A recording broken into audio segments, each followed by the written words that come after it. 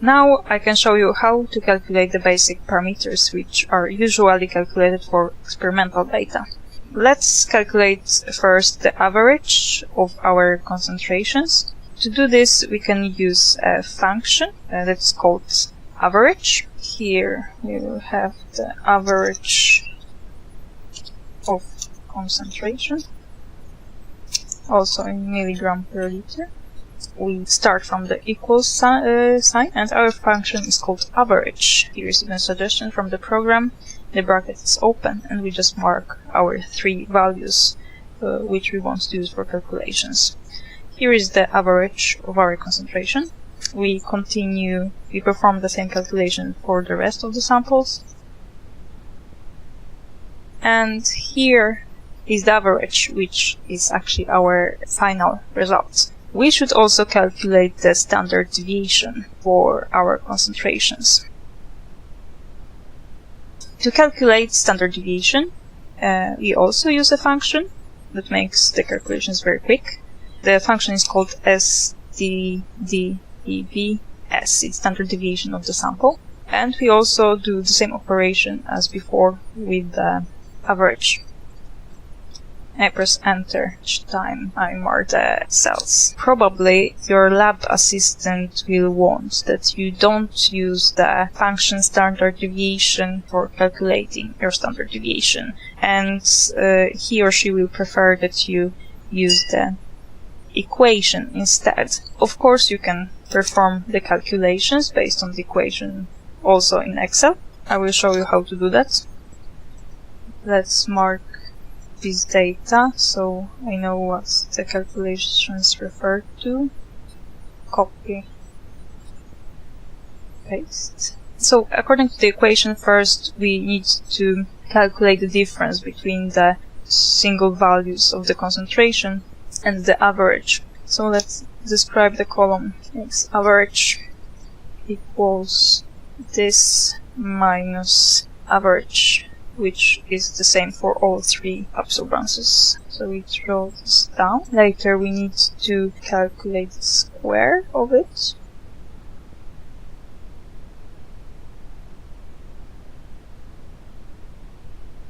We got 0, but actually it's not 0. It's just because we display only 2 decimals, so we can format cells and add more decimals. So now we can see that actually this is what we got, it's not 0. And we need to sum all of it according to the equation. So sum. And we need to calculate the square roots of all of this, divided additional by n minus 1. n minus 1, n is the number of measurements, so here we have 3 measurements, minus 1 gives 2. So the final standard deviation is square root. For the square root we have also some additional function, is sqrt, and it's the square root of this divided by 2. This is the standard deviation, which is the same as the one calculated with the function, the standard deviation. This calculation was performed really step by step. We could also calculate it with one long equation in the one cell.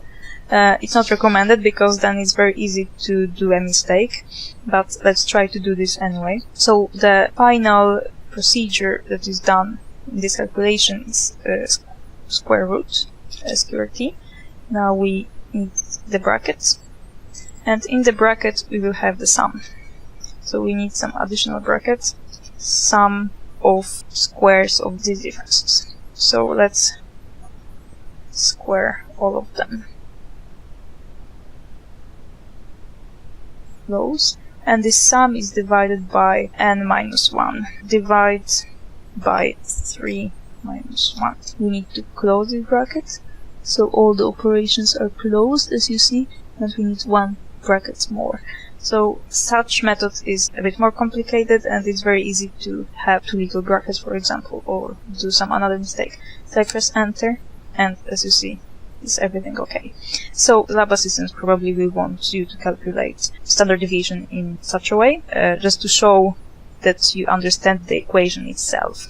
So you can also perform the calculations of the standard deviation on the exam, for example. However, you can also use the function just to control if your calculations are correct. The last thing that most of the times should be calculated is relative standard deviation, or coefficient of variation.